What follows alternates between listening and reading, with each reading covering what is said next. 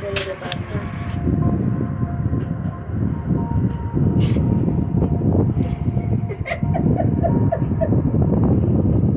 Y entonces, ¿verdad? Sí, claro, yo creo que estaban trabajando.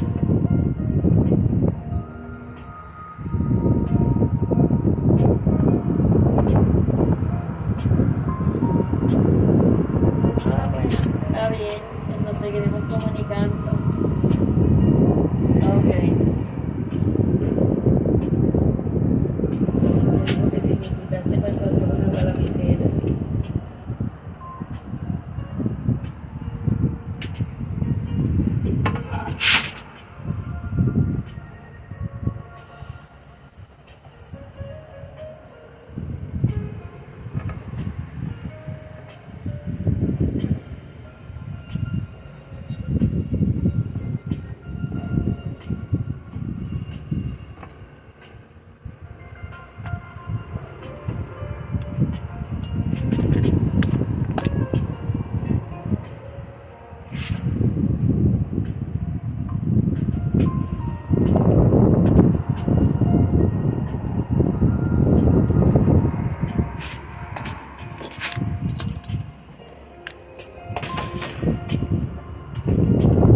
Aguántame aquí, por favor.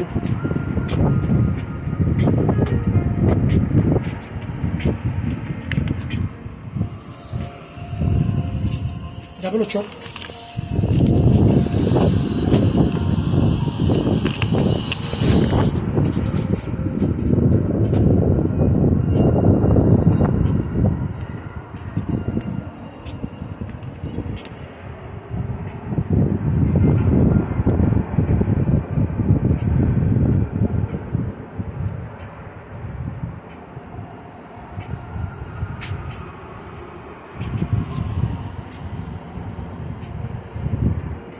Este es el alero ya de aquí. Sí.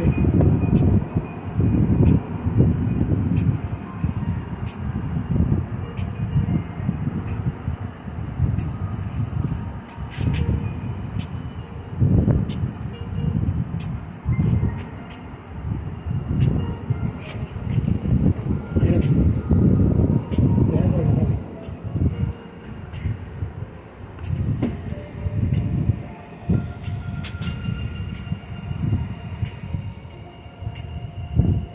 ¿Estás viendo lo que se ve? Se ve bien. Sí.